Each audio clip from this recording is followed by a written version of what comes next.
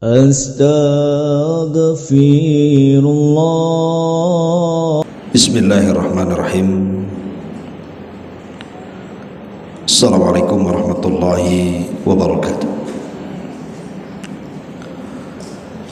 Alhamdulillah wassalatu wassalamu ala Rasulillah wa ala alihi wa sahbihi wa mawalah wa la hawla wa la quwata illa billahi wa ba'du. Alhamdulillah, segala puja dan puji hanya milik Allah subhanahu wa ta'ala. Salawat dan juga salam kita hadiahkan kepada Rasul kita Nabi besar Muhammad sallallahu alaihi wa ala alihi wasallam. Kita lanjutkan kajian kita, masih membahas kitab Minhajul Muslim, dan kita masuk pada akhlak-akhlak yang mulia yang dianjurkan dalam agama. Kemarin kita sudah membahas tentang akhlak kesabaran, dan saya sudah jelaskan beberapa kisah tentang akhlak-akhlak kesabaran itu. Dan sedikit sebelum kita masuk pada akhlak tawakal, kita jelaskan sedikit tentang konsep sabar dulu dalam Islam, kan kemarin belum dijelaskan. Ma'asyiral muslimat yang dimuliakan Allah subhanahu wa ta'ala, sabar dalam Islam itu, kata para ulama, karra'si alal jasad, seperti kepala di dalam badan. Ibu bisa bayangkan kalau ada badan tanpa kepala, kira-kira bisa hidup tidak? Pasti akan mati. Karena badan tanpa kepala itu mustahil.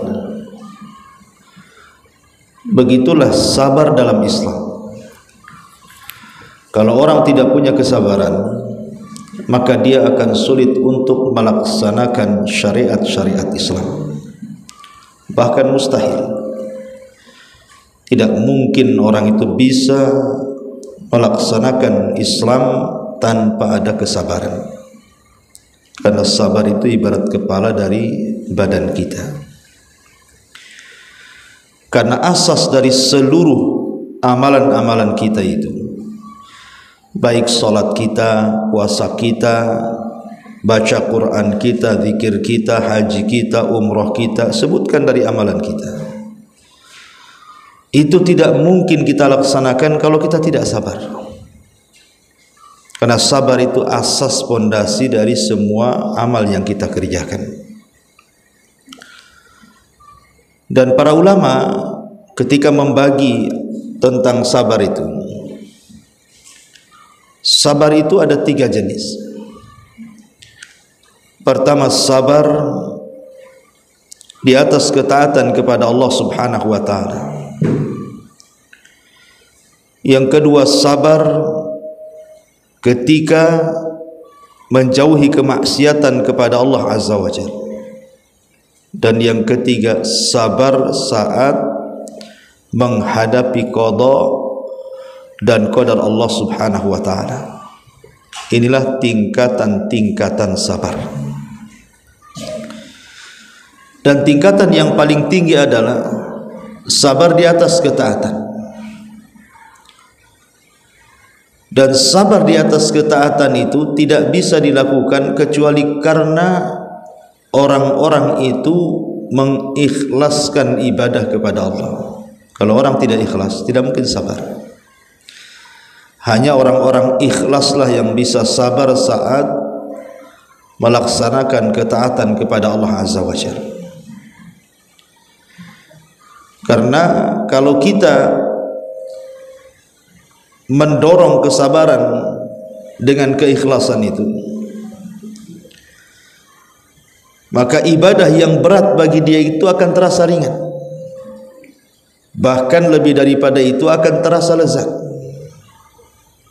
karena dilakukan karena Allah Subhanahu wa taala dan penuh dengan kesabaran. Karena kalau orang tidak sabar dalam melaksanakan ibadah, seperti ibadahnya orang munafik yang Allah Subhanahu wa taala katakan mereka tidak tegak untuk melaksanakan salat illa wahum kusala, kecuali mereka malas. La yadhkurunallaha illa qalila, tidak mengingat Allah kecuali sedikit. Itulah orang munafik. Kenapa mereka malas untuk salat, malas untuk ibadah, tidak banyak berzikir kepada Allah Azza wa Jalla, suka mengakhir-akhirkan salat? Karena mereka tidak ada kesabaran. Orang munafik itu tidak punya sabar. Kenapa tidak punya sabar? Karena tidak ada keikhlasan. Ibadahnya bukan karena Allah, ibadahnya karena selain Allah. Yura'unan nas, mereka hanya ingin dipandang manusia saja. Makanya kalau orang bisa bersabar ketika beribadah kepada Allah Azza wa Jalla, maka dia akan semangat, bahkan akan mendapatkan kelezatan. Karena tidak mungkin orang bersabar dalam ibadah kecuali karena dorongan ikhlas. Yang kedua, sabar ketika meninggalkan kemaksiatan kepada Allah. Kenapa Allah Subhanahu wa taala letakkan sabar saat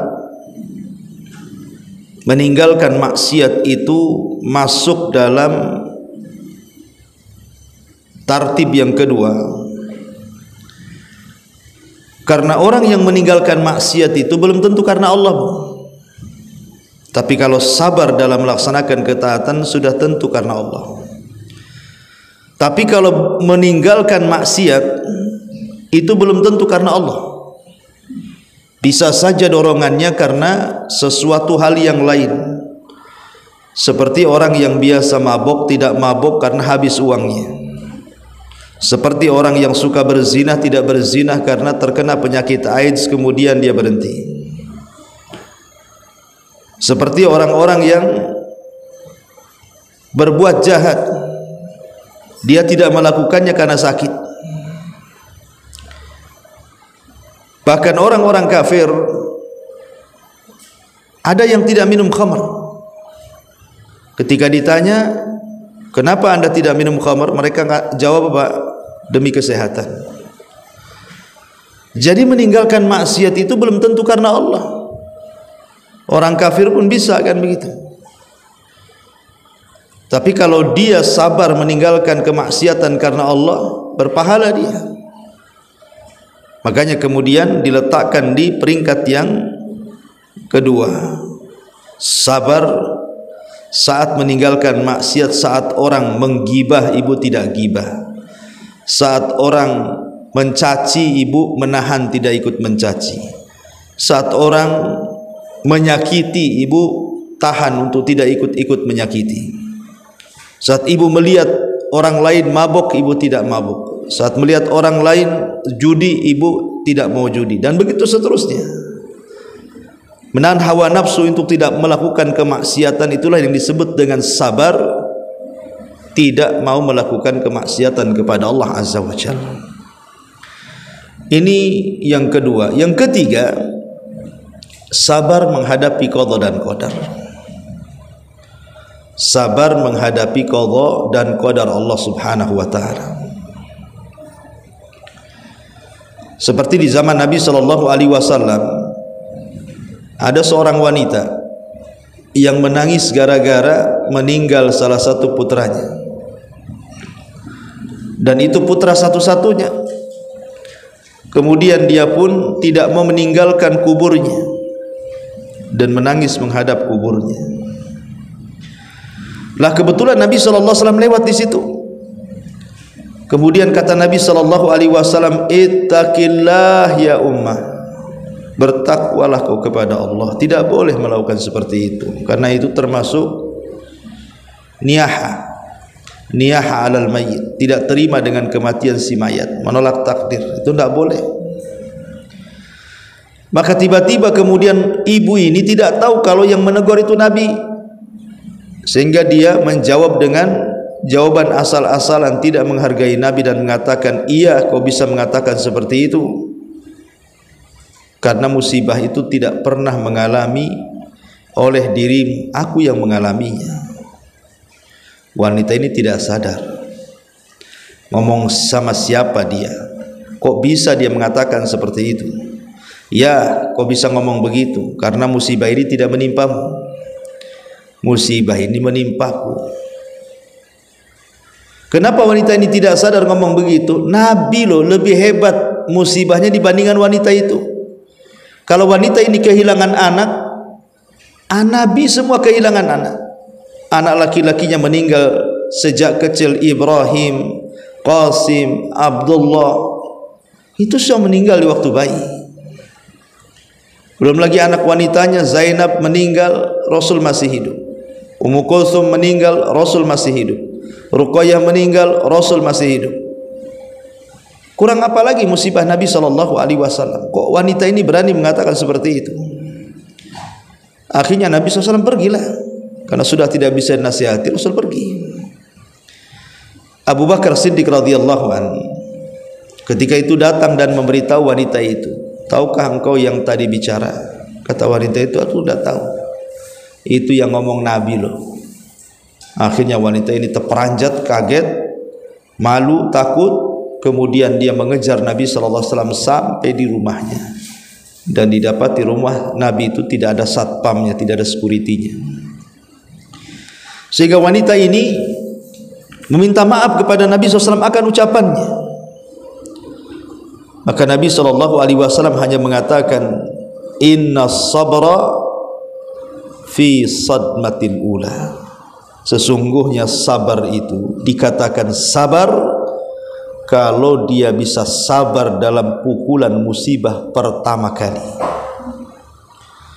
Ketika ibu dapat musibah hari ini, ibu bisa sabar, itulah sabar. Kalau sabarnya setelah 1 minggu, itu bukan sabar, dah kadong tuh namanya. Jadi sabar itu kata Nabi SAW, dikatakan sabar kalau dia bisa sabar menghadapi musibah saat turunnya musibah kali itu. Inna sabra fi sadmatil ula. Sabar itu dikatakan sabar dalam ujian yang pertama. Itulah yang disebut dengan sabar menghadapi qada dan qadar. Ma'asyiral muslimat yang dimuliakan Allah Azza wa Jalla, dan tiga-tiganya penting. Sabar ketika melaksanakan ketaatan seperti Nabi Allah Daud alaihi salatu wassalam, dihabiskan malamnya dengan qiyamul lail sehingga terkenal solat malamnya Nabi Daud. Kemudian siangnya dia berpuasa sehingga dikenal dengan puasa Nabi Daud. Itu namanya sabar di atas ketaatan. Kemudian sabar saat meninggalkan kemaksiatan seperti kisahnya Nabi Yusuf saat digoda oleh Zulaiha. Maka Yusuf alaihi salatu wassalam mengingatkan, ma'adallah, aku berlindung kepada Allah subhanahu wa ta'ala, dan mengingatkan kebaikan Zulaiha.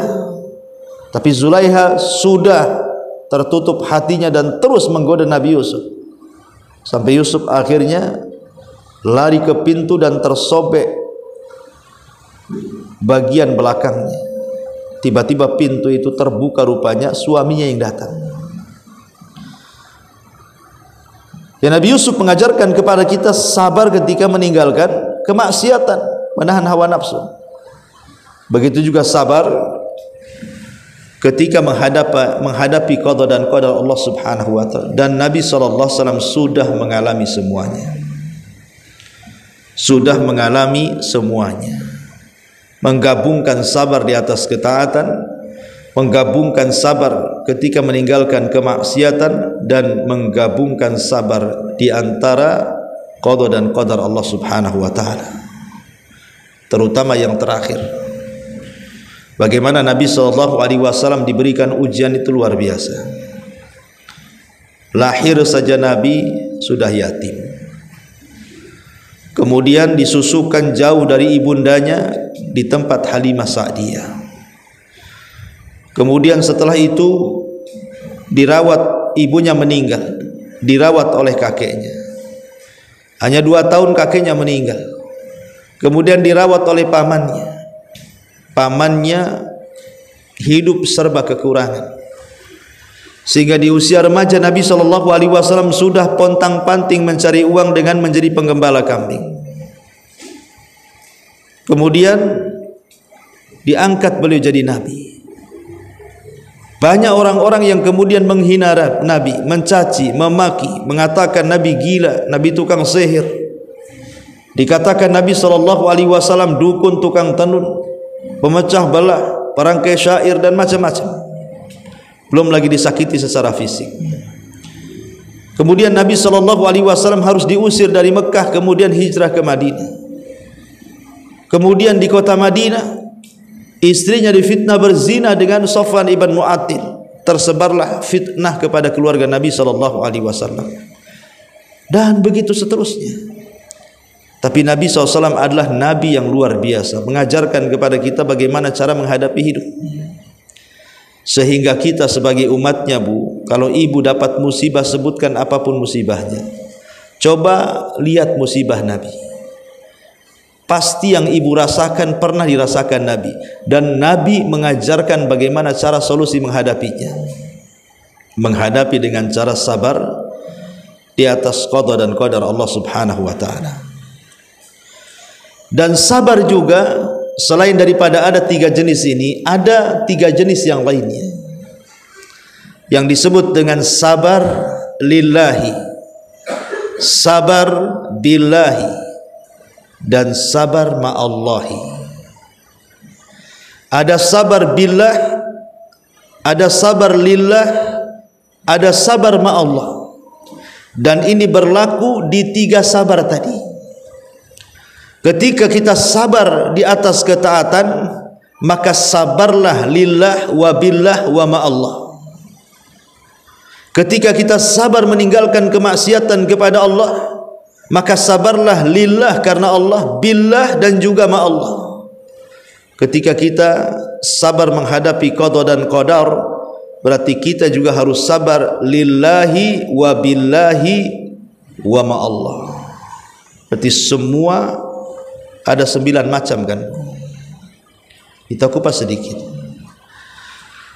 Sabar lillah saat melaksanakan ketaatan kepada Allah, artinya sabar yang ibu lakukan itu lillah karena Allah, bukan karena tekanan suami. Kata suami, kau sholat, kalau tidak saya ceraikan kamu. Bukan itu. Betul-betul melaksanakan ketaatannya lillah karena Allah.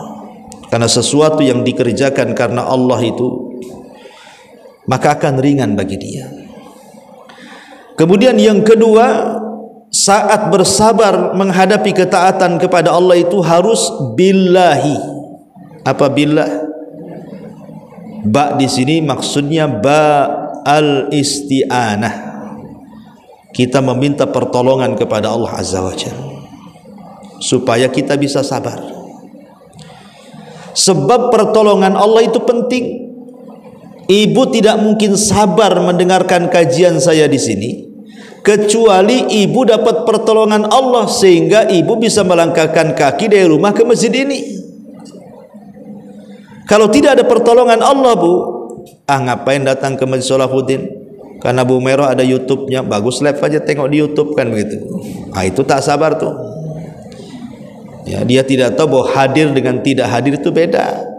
Kalau hadir itu memang duduk di majelis taklim, didoakan para malaikat, dihapuskan dosa-dosanya, banyak keistimewaannya, diturunkan rahmat, berkah, ketenangan, macam-macam kan keutamaan orang bermajelis taklim itu.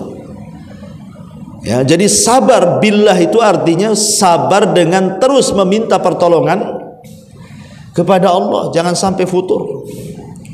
Kemudian kalau orang sabarnya sudah karena Allah, kalau orang sabarnya sudah minta pertolongan Allah, maka akan berakhir apa?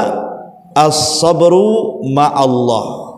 Berarti dia akan terus bersama Allah Subhanahu wa ta'ala. Maka kalau Allah sudah bersama kita, tidak ada yang perlu ditakuti, Bu. Kalau Allah sudah bersama kita, tidak ada yang perlu dikhawatirkan. Begitu juga sabar ketika ibu menjauhi kemaksiatan. Ibu ada niat nih datang ke kawannya, mau gibah ria, ya. Mau sama-sama gibah nih, sudah direncanakan. Sadar ibu, malas saya ke rumah si Anu. Kenapa? Pasti gibah di sana. Tapi suntuk juga di rumah. Mulai setan datang. Pergilah sana, ngapain bengang bohong di rumah katanya. Tapi akal ibu mengatakan, alah nanti sampai di sana gibah lagi. Nah, di sini terjadi perang setan dengan malaikat di sini. Kemudian ibu pikir, sudah tidak mau pergi. Kalau acara gibah saya nggak mau pergi. Maka ibu kemudian tidak perginya lillah karena Allah. Tahu bahwa itu acara gibah, nggak akan pergi saya. Lillah karena Allah. Kemudian yang kedua, billah, dengan meminta pertolongan kepada Allah. Ya Allah, lindungi aku dari orang-orang yang suka gibah itu ya Allah. Maka kalau ibu sudah niatnya karena Allah, meminta pertolongan kepada Allah, maka ibu akan dilindungi Allah. As-sabru ma'allah. Begitu juga sabar ketika menghadapi qada dan qadar. Kalau ibu saat menghadapi qada dan qadar, mungkin berupa musibah kesehatan sakit, mungkin berupa ekonomi akhirnya gulung tikar, mungkin boleh berupa pekerjaan kena PHK, mungkin boleh jadi karena kenakalan, mungkin ujian dari anak-anak, keluarga, orang tua dan tetangga, macam-macam ujian itu. Kalau ibu ketika menghadapi ujian-ujian ini yang merupakan takdir Allah Azza wa Jalla, hadapi dengan lillah karena Allah. Saya akan menghadapi semuanya karena Allah, saya ikhlaslah. Mungkin sakit ini sudah dicatat 500 tahun sebelum Allah menciptakan langit dan bumi, enggak apa-apa. Allah yang berkehendak saya harus sakit. Lillah karena Allah. Kemudian billah, meminta pertolongan. Ya Allah, kalau memang sakit ini bisa disembuhkan dan kesembuhan baik bagiku, tolonglah sembuhkan. Tapi kalau seandainya sakit ini memang harus lebih baik, ya sudahlah, aku hanya pasrahkan kepadamu. Meminta pertolongan kepada Allah Azza wa Jalla. Jangan sampai sakitnya kemudian menjadikan dia kufur. Jangan sampai sakitnya menjadikan dia futur. Jangan sampai sakitnya menjadikan dia kemudian putus asa. Minta pertolongan kepada Allah. Dan kalau sudah berhasil karena ikhlas karena Allah, meminta pertolongan kepada Allah, maka ibu saat ditimpa musibah akan ditemani Allah Subhanahu wa taala. As-sabru ma'allah. Dan kalau Allah bersama kita, semua akan menyelesaikannya. Sekecil apapun masalah kita, sebesar apapun masalah kita, kalau Allah bersama kita, Bu, tenang. Pasti ada jalan keluarnya. Lah itu disebut dengan konsep kesabaran. Ya, konsep kesabaran. Walaupun para ulama kalau bicara tentang kesabaran itu lebih ke sabar menghadapi qada dan qadar. Karena ketika orang menghadapi qada dan qadar itu manusia kan terbelah-belah tuh. Ada orang yang bisa menghadapinya, ada orang yang tidak bisa menghadapinya. Ada orang yang bisa ikhlas, bisa redha, bisa bersyukur. Tapi ada juga yang tidak ikhlas, tidak redha, tidak syukur, yang ada tasakhut. Disalahkan penyakit, disalahkan pekerjaan, disalahkan orang, bahkan Allah disalahkan dia. Itu orang kalau tidak ikhlas tuh. Tapi intinya bahwa seorang muslim itu sebagaimana di sini, ajaban li amril mu'min. Inna amrahu kullahu khairun. Wa laysa dzalika li ahadin illa lil mu'min. In asabathu sarra syakara fakana khairan lahu. Wa in asabathu dharra sabara fakana khairan lahu.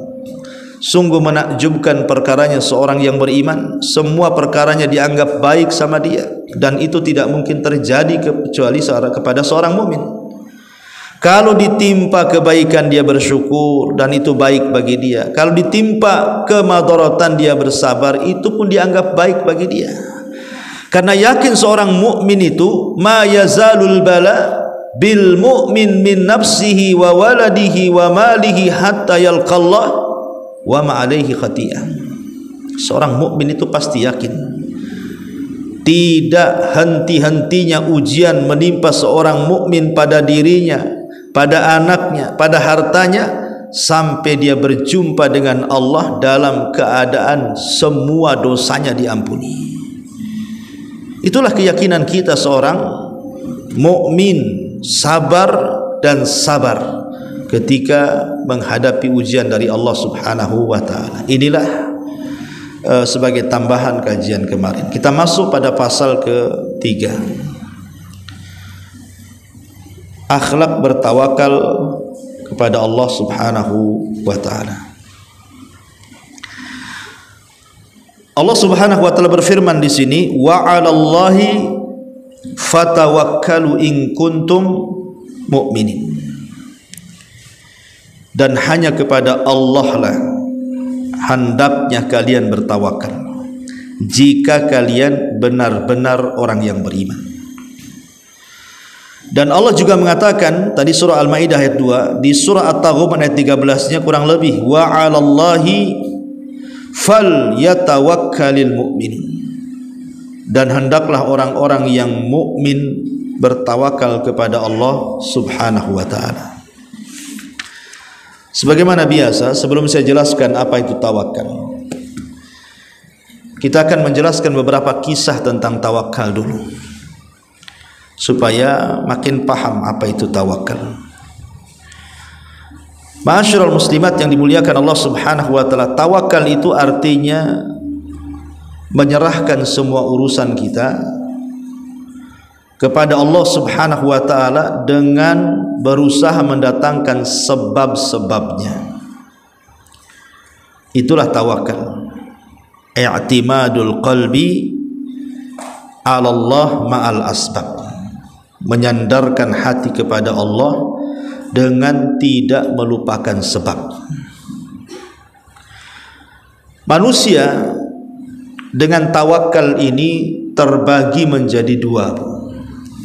Manusia dengan tawakal ini terbagi menjadi dua kelompok. Kelompok yang pertama adalah kelompok yang betul-betul hatinya menyandarkan diri kepada Allah. Segala urusan dia serahkan kepada Allah. Semua masalah diserahkan kepada Allah. Semua problem pokoknya diserahkan semua kepada Allah. Tapi ada kelompok-kelompok yang lain, kalau ada masalah, kalau ada problem, kalau ada urusan, hatinya tidak menyerahkan kepada Allah Subhanahu wa taala. Tentu hasilnya akan beda. Hati yang menyerahkan semua urusan kepada Allah dengan hati yang tidak menyerahkan urusan kepada Allah, bahkan disandarkan pula kepada selain Allah. Ma'asyiral muslimat yang dimuliakan Allah Azza wa Jalla, di zaman Nabi sallallahu alaihi wasallam, ketika Nabi sallallahu alaihi wasallam baru saja mengalami kekalahan di perang Uhud. Nabi kalah di perang Uhud, Bu. Ya, namanya Nabi juga manusia, bukan malaikat. Kalau perang kadang menang, kadang kalah, kan itu manusiawi. Tapi di perang Uhud ini sempat kacau, Bu, karena Nabi SAW itu sampai diisukan meninggal. Bahkan gigi gerhamnya sampai pecah, pipinya terkena serpihan helm perang, dan Nabi penuh dengan luka. Bukan hanya Nabi, hampir semua sahabat penuh dengan luka. Lah ketika kemudian kaum muslimin mengalami kekalahan di perang Uhud, baru saja mereka kemudian sampai di kota Madinah, belum pun mereka beristirahat, luka-luka mereka masih menganga, belum pun diobati. Tiba-tiba ada kabar kepada Rasul bahwa Abi Sufyan yang ketika itu masih kafir, belum masuk Islam, akan membawa pasukan lebih besar dibandingkan pasukan Uhud. Pasukan di Uhud saja sudah merepotkan Nabi, bahkan Nabi dan sahabat kalah. Ini ada isu ada pasukan yang lebih besar daripada pasukan di Uhud. yang dipimpin oleh Abu Sufyan yang ketika itu masih musyrik untuk menyerang Madinah. Coba bayangkan, kalau kita yang di posisi mereka, menggigillah kita. Sudah kalah mau diserang lagi dengan pasukan yang lebih besar kan itu. Tetapi Nabi SAW mengajarkan tawakal kepada para sahabat. Dan itu disebutkan di dalam Al-Quran, alladzina qala lahumun nasu innan nasa qad jama'u lakum fahsyauhum fazaduhum imanan wa qalu hasbunallah wa ni'mal wakil. Yaitu orang-orang yang mentaati Allah dan Rasulnya, yang kepada mereka ada orang-orang yang mengatakan sesungguhnya manusia telah mengumpulkan pasukan besar untuk menyerangmu, karena itu takutlah kalian kepada mereka. Maka perkataan itu menambah keimanan mereka, dan mereka pun menjawab, cukuplah Allah sebagai penolong dan Allah sebaik-baik pelindung. Nabi mengajarkan tawakal. Katakan wahai para sahabat, kalau memang ada pasukan yang lebih besar yang datang daripada pasukan Uhud, walaupun kita kalah di Uhud, hasbunallah wa ni'mal wakil, cukup Allah sebagai penolong, cukup Allah sebagai pelindung. Maka para sahabat bertambah keimanan mereka dan siap tempur walaupun baru kalah. Subhanallah. Akhirnya apa yang terjadi? Ketika Rasul dan sahabat menyandarkan urusan kepada Allah, musuh itu hanya gertak saja, tak datang pun ketakutan. Ya. Itulah kemudian kalau urusan diserahkan kepada Allah. Tapi kalau urusan diserahkan kepada selain Allah, seperti kisah siapa? Kisahnya putra Nuh. Saat Nuh alaihi salam diperintahkan Allah, Nuh naik ke perahu, ke atas perahu, bawa tuh orang-orang yang beriman, binatang-binatang berpasang-pasangan. Sebentar lagi tupan akan datang. Akhirnya Nuh pun membawa keluarganya yang beriman, binatang-binatang sepasang-pasang. Kemudian datang banjir. Mulailah perahu itu diangkat banjir. Dari kejauhan Nuh melihat putranya Kan'an yang kufur, yang ikut agama ibunya. Maka Nuh tiba-tiba selaku bapak masih ada insting sayang sama anaknya. Perahu itu akhirnya mendekati Kan'an dan mengatakan, wahai Kan'an, irkab ma'ana, naik nak ke perahu biar kau selamat. Tapi Kan'an malah mengatakan, qala sa'awi ila jabalin ya'simuni minal ma. Aku akan mencari perlindungan ke gunung yang dapat memeliharaku dari air bah yang besar itu. Lihat, anaknya Nuh bersandar kepada siapa? Kepada gunung. Memang gunung itu makhluk yang kuat dibandingkan kita, Bu. Tapi gunung itu makhluk Allah. Sekuat-kuatnya gunung tidak bisa melindungi orang, karena gunung itu ciptaan Allah. Ya, memang gunung itu makhluk kuat di bumi ini. Tidak ada makhluk yang lebih kuat dibandingkan gunung di bumi ini. Tapi sekuat-kuat gunung, tetaplah gunung itu makhluk. Makanya ketika Kan'an menyandarkan kepada gunung, sa'awi ila jabalin ya'simuni minal ma', enggak mau aku naik ke perahumu, katanya. Aku akan mencari perlindungan ke gunung, dia mengatakan, yang dapat menjagaku dari air besar itu. Maka Nuh menasihati, anakku, la asimal yaum min amrillah. Tidak ada nak yang selamat dari azab Allah hari ini. Tidak ada, illa man rahim, kecuali orang yang Allah sayangi saja. Tapi Kan'an tetap menyandarkan hatinya ke gunung. Apa yang terjadi? Wahala bainahumal mauju fakana minal mughraqin. Maka jadilah datang gelombang besar menjadi penghalang antara keduanya, maka anak itu termasuk orang-orang yang ditenggelamkan Allah. Lihat, ketika Nabi dan para sahabatnya tawakal kepada Allah, menyandarkan hati kepada Allah, ditolong dari musuh-musuhnya. Tapi ketika putra Nuh tidak menyandarkan hatinya kepada Allah, disandarkan pula ke gunung. Apa yang terjadi? Binasa dia. Maka jangan pernah menyandarkan sesuatu kepada selain Allah. Bersandar ke dukun, bersandar ke jimat, bersandar ke tempat-tempat keramat, kan itu. Bersandar ke penguasa, bersandar ke pejabat, bersandar ke polisi, bersandar ke makhluk itu. Kalau disandari, iya kalau kuat sandarannya. Kalau yang disandari tidak kuat, roboh kita dibuatnya. Bersandar kepada presiden, selesai jadi presiden, hilang sandarannya. Bersandar ke polisi, habis purnawirawan, hilanglah kekuatannya. Bersandar kepada orang kaya, ketika dia bangkrut, hilang pula tenaganya. Dan begitu seterusnya. Tidak ada yang pernah kokoh, tidak ada yang pernah kekal kalau sandaran itu diberikan kepada selain Allah Azza wa Jalla. Ma'asyiral muslimat yang dimuliakan Allah Azza wa Jalla, di zaman Imam Dhahabi, Imam Dhahabi menceritakan dalam kitabnya Syiar A'lamin Nubala. Jadi satu hari dia menceritakan, lupa yang diceritakannya siapa, orang soleh lah pokoknya, ini ulama soleh. Karena Imam Dhahabi itu menceritakan ulama-ulama dalam kitabnya itu. Jadi ada seorang alim besar, dia sedang berjalan-jalan, tiba-tiba ada masjid. Maka dia masuk ke dalam masjid, kemudian dia melaksanakan sholat. Di dalam masjid itu dia melihat ada anak usianya 10 tahun, Bu. 10 tahun, tapi sholatnya luar biasa. Anak 10 tahun kan belum balik kan, Bu. Ya, anak SD baru kelas 2, ya kan. Jadi atau kelas 3 lah. Jadi anak ini sholat dengan sangat khusyuknya, dengan sangat tartilnya, dengan sangat lamanya, seolah-olah nggak yakin dia anak kecil itu. Bisa anak kecil kalau sholat itu kan kayak ayam patuk, ya bukan? Ayam dikasih beras, tuk tuk tuk tuk, selesai. Kadang-kadang nggak pikir rakaat dia. Imam ikut salam padahal baru 1 rakaat.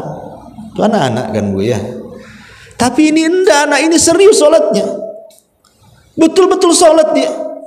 Bahkan khusyuknya melebihi orang tua. Jadi sang alim ini heran, kok ada anak kecil bisa sebagus itu sholatnya. Mulailah didekati. Nah, ibnu man anta, anak siapa kamu ini? Kata ulama ini. Siapa yang mengajari sholatmu seperti itu? Katanya.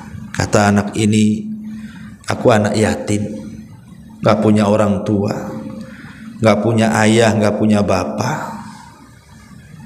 Lalu saudara-saudaramu di mana? Entah di mana. Aku pun tidak punya saudara.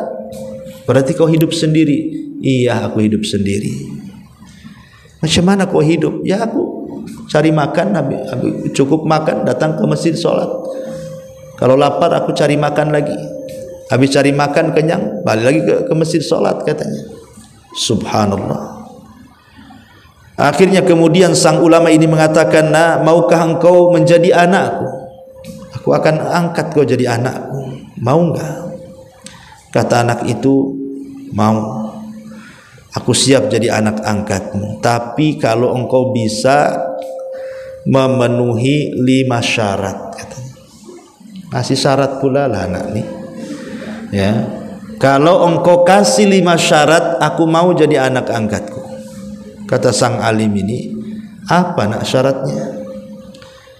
Maka anak ini mengatakan, wahai Tuhan, apakah jika aku lapar kau akan kasih makan? Kata bapak ini, ya jelas, tak mungkin aku biarkan kau kelaparan. Kemudian anak ini mengatakan, apakah kalau aku haus kau akan memberikan minum?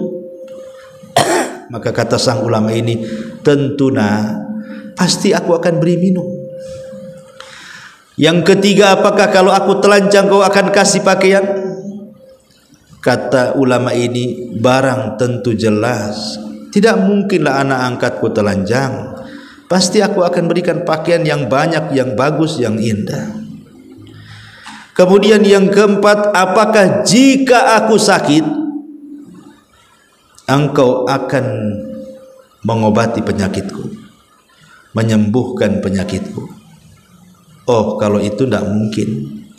yang menyembuhkan Allah, tapi aku akan upayakan supaya engkau sembuh dengan dibawa ke tabib, ke dokter, obat-obatan. Oke, yang terakhir, jika aku mati, apakah engkau bisa menghidupkan aku? Maka kata ulama ini, mustahil. Nah, kalau kau mati tidak ada yang bisa menghidupkan kamu kecuali Allah. Maka anak ini mengatakan, kalau gitu tak jadi aku jadi anak angkatmu, katanya. Kenapa? Satu syarat terakhir kau tak bisa melakukan, katanya. Kemudian dia membaca ayat, alladzi khalaqani fahuwa yahdin walladzi huwa yut'imuni wa yaskin wa idza maridtu fahuwa yashfin walladzi yumituni tsumma yuhyin. Dialah Allah yang menciptakan aku dan yang memberikan petunjuk kepadaku, dan dialah yang memberikan makan dan memberikan minum kepadaku, dan apabila aku sakit dia yang mengobatiku, dan dialah yang kelak akan mematikan dan menghidupkan aku, katanya. Anak ini baca ayat ini pula, aku tidak perlu kamu, katanya, karena Allah yang akan memberi makan, memberi minum, mengobati dan menghidupkan setelah kematian. Pergi kau, katanya. Ya, lihat ulama ini geleng-geleng, bu, kok ada anak setawakal itu? Kalau ada anak sekarang, senanglah, apalagi bapak angkatnya kaya, kan gitu. Ya, tidak ada tawar-tawaran kasih syarat-syarat kapan mau dibelikan mobil tuh. Nah sekarang kan itu, kapan membelikan pakaian, ayo kita makan di restoran. Lihat bagaimana anak ini tawakalnya luar biasa. Kenapa anak ini tawakalnya luar biasa? Ya tadi, karena hatinya hanya menyandarkan kepada Allah Azza wa Jalla. Ma'asyiral muslimat yang dimuliakan Allah Subhanahu wa taala, saat Nabi sallallahu alaihi wasallam wafat, saat wafat Nabi sallallahu alaihi wasallam, manusia terpecah menjadi dua.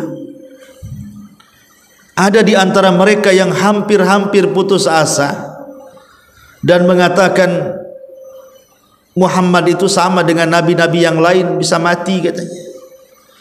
Yang lain mengatakan tidak, dia tidak mati, dia sedang pergi saja, nanti akan kembali. Pokoknya macam-macam, ya. Tapi Abu Bakar Siddiq radhiyallahu anhu datang mengajarkan tawakal yang kuat kepada para sahabat.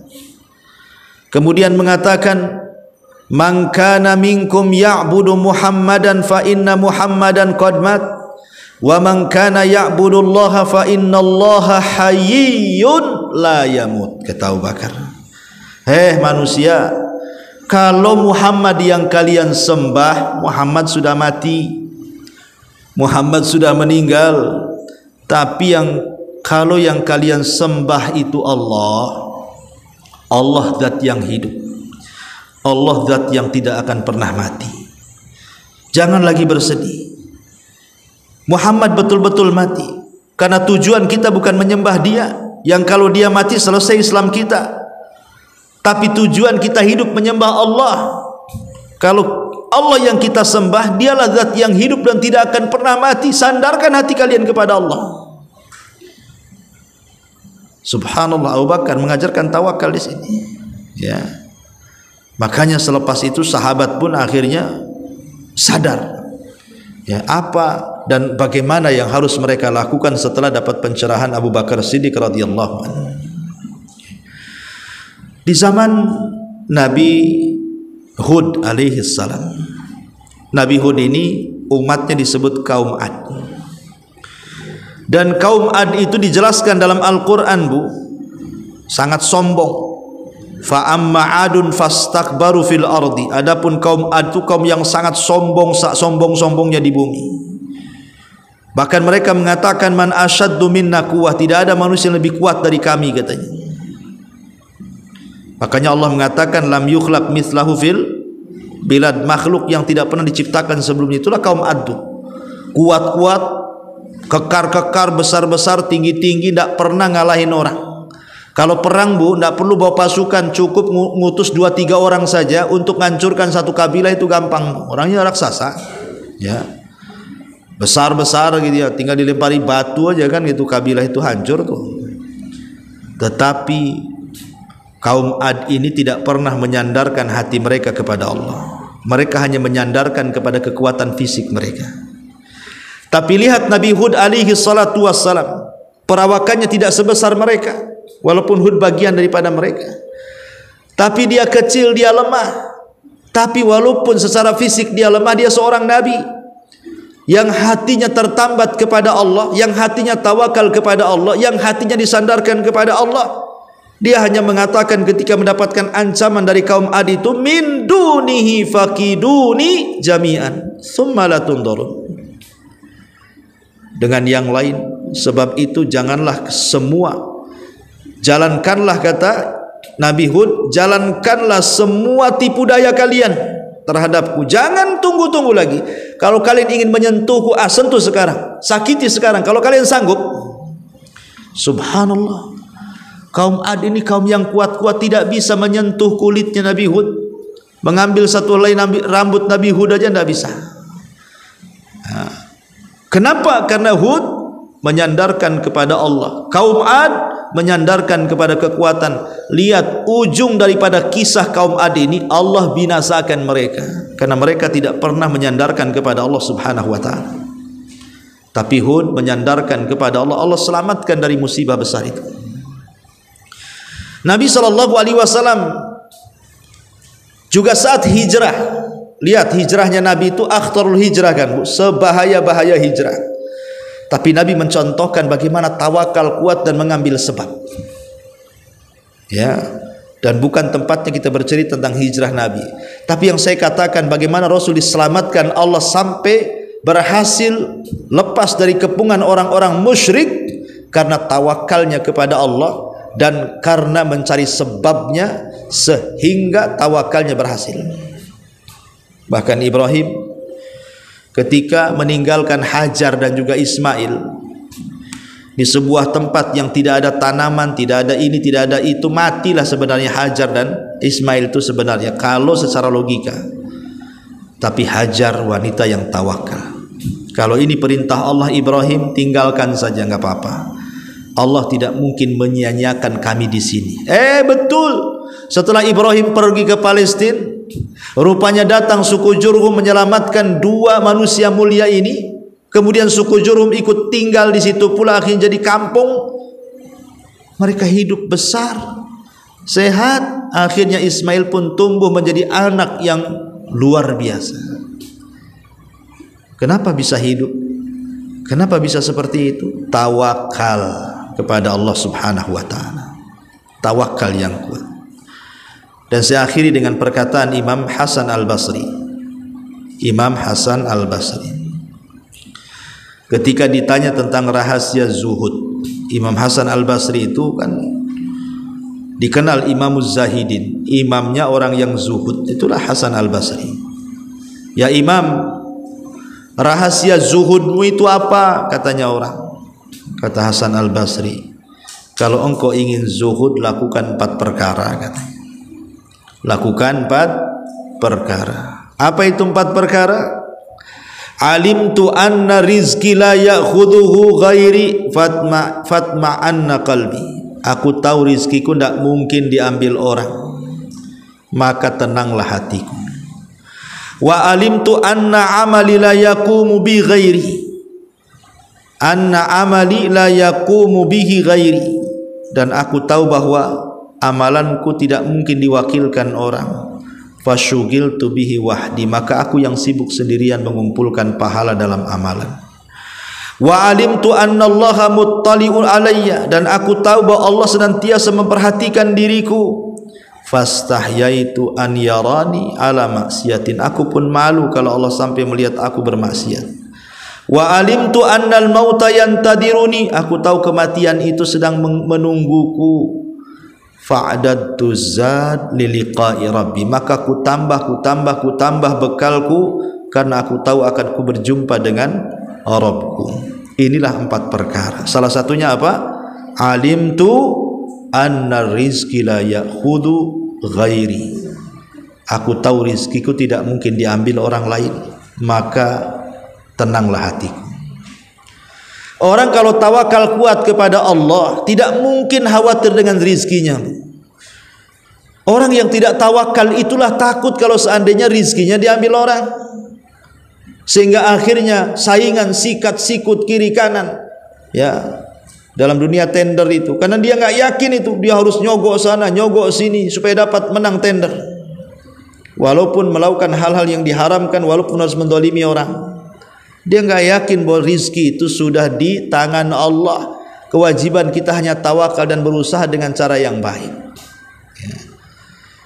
Karena kalau orang tidak tawakal begitu, akan berbuat jahat, akan mencuri, akan merampok, akan berbuat jahat. Kalau orang tidak tawakal kan, karena tidak yakin dengan takdir, ya. Wallahu alam. Ya, nanti kita lanjutkan dalil-dalilnya minggu depan karena waktu juga. Taib, sebelum saya tutup, silakan kalau ada yang bertanya.